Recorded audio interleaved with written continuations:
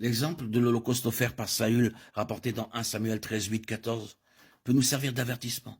Il offrit lui-même l'Holocauste au moins pour 3 raisons. Tout d'abord, il voyait que le peuple se dispersait loin de lui.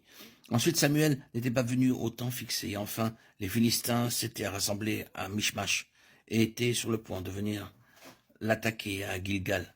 À cause de tout cela, il s'était fait violence pour offrir l'Holocauste. Saül n'avait rien fait de mal car il avait offert un sacrifice au Seigneur.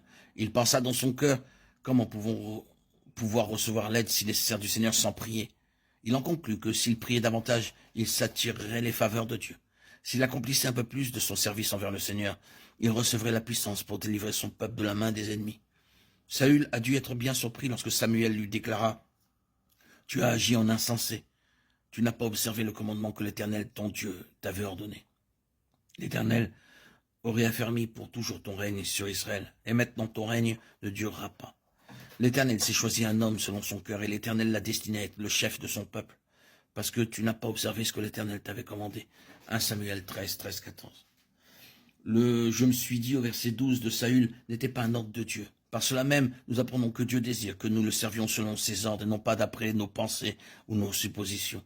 Toute œuvre qui a pour base nos suppositions ou nos plans sera rejetée par le Seigneur, car il cherche un homme selon son cœur. Il apprécie beaucoup plus notre obéissance que ce que nous faisons. Écouter sa parole vaut mieux que la graisse des béliers. 1 Samuel 15, 22. Chaque serviteur de Dieu doit se souvenir de cela. Trop souvent, nous nous hâtons pour faire les choses comme le fit Saül. Nous avons du mal à croire que Dieu n'est jamais en retard. Nous ne sommes pas capables d'attendre son heure. Nous ne voyons que notre besoin, les circonstances, et nous négligeons d'attendre l'heure de Dieu. C'est ainsi que nous faisons ce que le Seigneur ne nous a pas ordonné. Nous savons que Saül fut rejeté par Dieu, parce qu'il avait été trop zélé, trop impatient d'offrir le sacrifice et trop hâtif dans la prière. Les raisons qui l'ont poussé à agir étaient nombreuses et variées. Toutefois, Dieu, pendant ce temps-là, avait trouvé un homme selon son cœur, et il l'avait désigné comme roi sur son peuple. L'homme que le Seigneur désire n'est pas quelqu'un d'irréfléchi, d'empressé, au point de ne pas savoir attendre.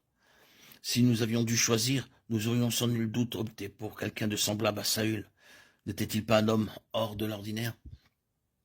Il dépassait de la tête tout le peuple. Cependant, Dieu ne cherchait pas un homme hors du commun, mais un homme selon son propre cœur. Le but de notre service pour le Seigneur ne doit pas être le désir de faire de grandes choses pour notre satisfaction et celle des autres, mais pour que le cœur de Dieu soit touché et qu'il soit satisfait. Ce sont uniquement des gens comme cela que Dieu pourra utiliser. Il cherche de tels hommes. Tu as agi en insensé, tu n'as pas observé le commandement que l'Éternel, ton Dieu, t'avait ordonné. L'Éternel aurait affermi pour toujours ton règne sur Israël, et maintenant ton règne ne durera point. L'Éternel s'est choisi un homme selon son cœur, et l'Éternel l'a destiné à être le chef de son peuple, parce que tu n'as pas observé ce que l'Éternel t'avait commandé. 1 Samuel 13, 13, 14.